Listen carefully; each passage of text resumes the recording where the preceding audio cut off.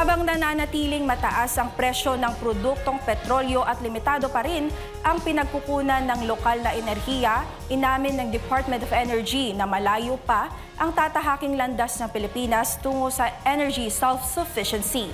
Ayon sa DOE, bagamat may posibilidad na may langis at gas sa ilang bahagi ng Mindanao, inaasahang aabutin pa ng hanggang 2 dekada bago ito mapakinabangan.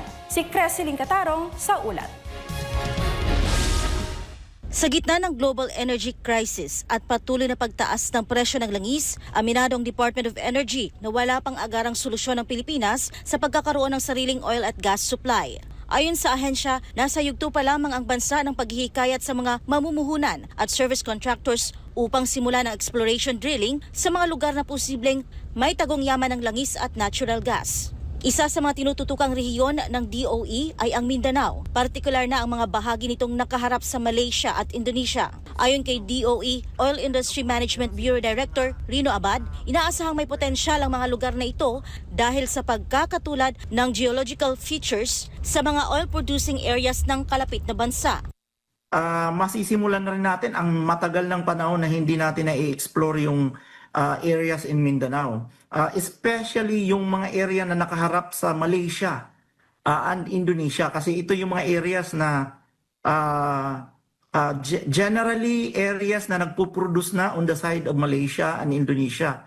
Dagdag pa ni Abad, posibleng matagalan ang kabuang proseso mula sa exploration, development hanggang aktwal na produksyon ng enerhiya na maaring umabot sa 15 hanggang 20 taon.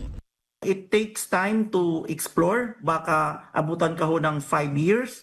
At kung may mahanap po dyan, magdi-drill ka probably another 5 years to develop the area. And then saka ka lang magpuproduce. So you're looking at 10 to 15 years ho bago natin magkaroon ng actual production from exploration, discovery, development. So medyo matagal.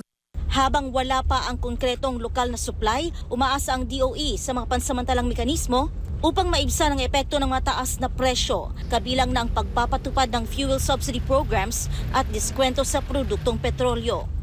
So ang ating talagang option ngayon is discount promo, fuel subsidy program. Kung malakihan ang increase, we need to talk to oil companies for staggered price increases. Para sa Diyos at sa Pilipinas kong mahal, Creseline Catarong, SMNI News.